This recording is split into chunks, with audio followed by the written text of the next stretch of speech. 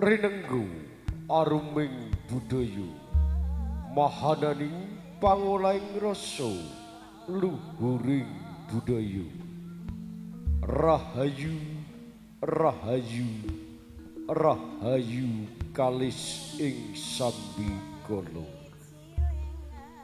luwiting pujastawa atas nama pimpinan hangaturaken sugeng dalu sugeng pinara sugeng pepanggihan kalian keluarga ageng tutur Jawi Sandiwara Kedhowrak Siswa Budaya kanthi alamat wonten ing Desa Bakaran Wetan griya saking Growong Kecamatan Juwana Kabupaten Pati ingkang dipun sesepuhi dening Bapak Anom Sudarsono saha Ibu Hajah Sri Kristin Handayani pilih kantor sekretariat wonten ing Desa Bakaran Wetan griya nomor 126 cethanipun timur kantor kepala Desa Bakaran Wetan. Prapandemen pamiarsa budaya Jawi saderengipun kita sagotrah saking keluarga ageng Sandiwara Kedhowrak Siswa Budaya anglajengaken pagelaran ing dalu punika keparenga kita angaturaken paraga utawi susunan pelaku ing dalu punika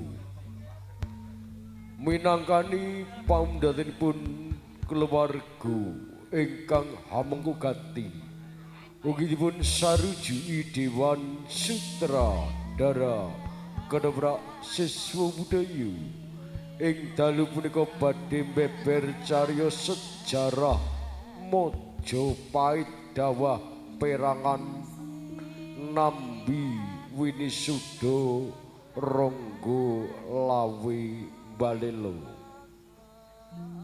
sejarah Majapahit dawah perangan Nambi Winisuda Ronggo Lawe Balelo sutradara kasta dening Ki Gedhi Sudarno astrada katindakan dening Bagus Farel Wasiti pandapuk katindakan dening Ki Bagus Heri Tasmilan pagelaran Sandiwara Kedhowrak Siswa Budaya kairing karawitan siswa laras ingkang dipun sesepuhi dening Bapak Agus Sujamsir pangliing Suwarawati utawi Waranggono katindakaken Ibu Pami saha Ibu Wiwit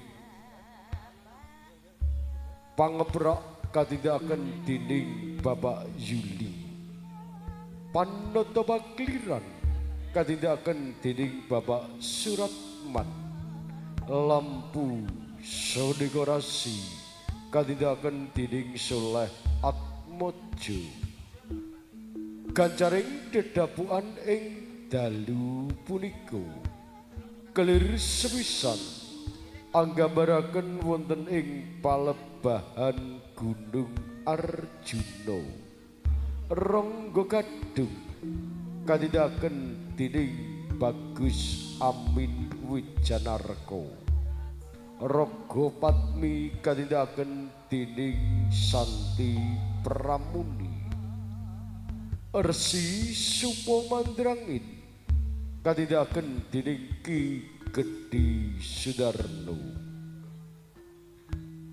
kelir salajengipun anggambaraken wonten ing Kraton Majapahit Prabu Kertarajasa Jayawardana katindakan dening Bapak Deni Wijaya. Patih Haryo Nambi katindakan dening Bapak Jarwi Santoso.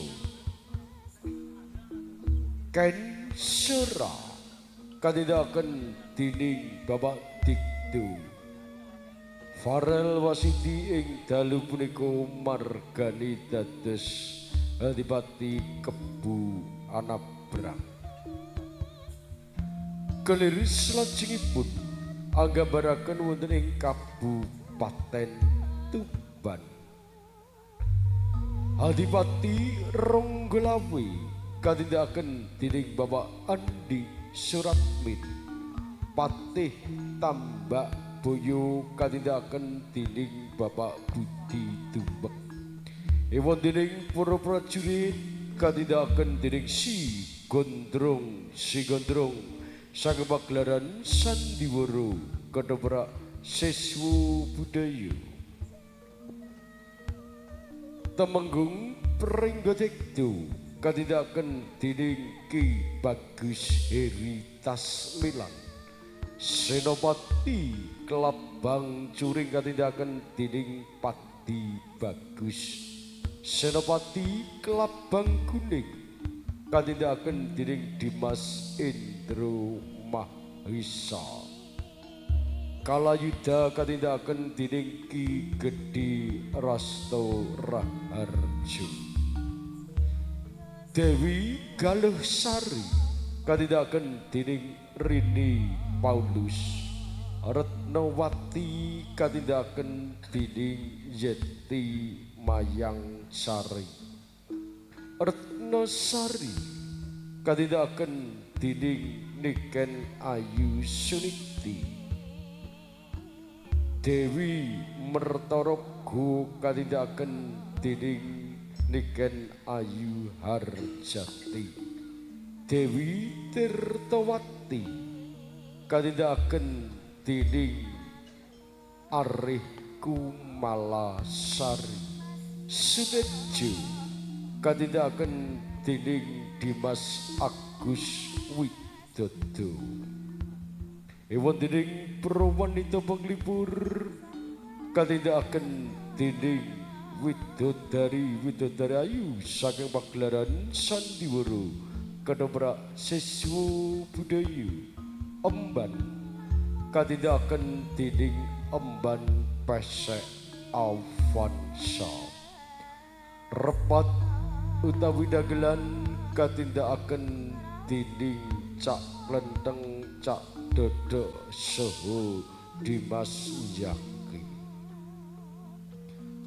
Prapamirsa budaya kakung saha putri, kala wau gancaripun dedapokan ing dalu punika kanthi lambang sejarah Mojopait dawah perangan Nambi Winisuda Ronggo Lawe Balelo. Pungkasanipun atur saking pagelaran Sandiwara Ketoprak Siswa Budaya angaturaken sugeng amirsani ngantos titi purnanipun pawiyatan ing dalu punika. Kita sesanti Joyo Wijayanti nir ing sambikala sekali merdika slaminipun siswa budaya Joyo ing slaminipun. Rahayu sagung dumadi.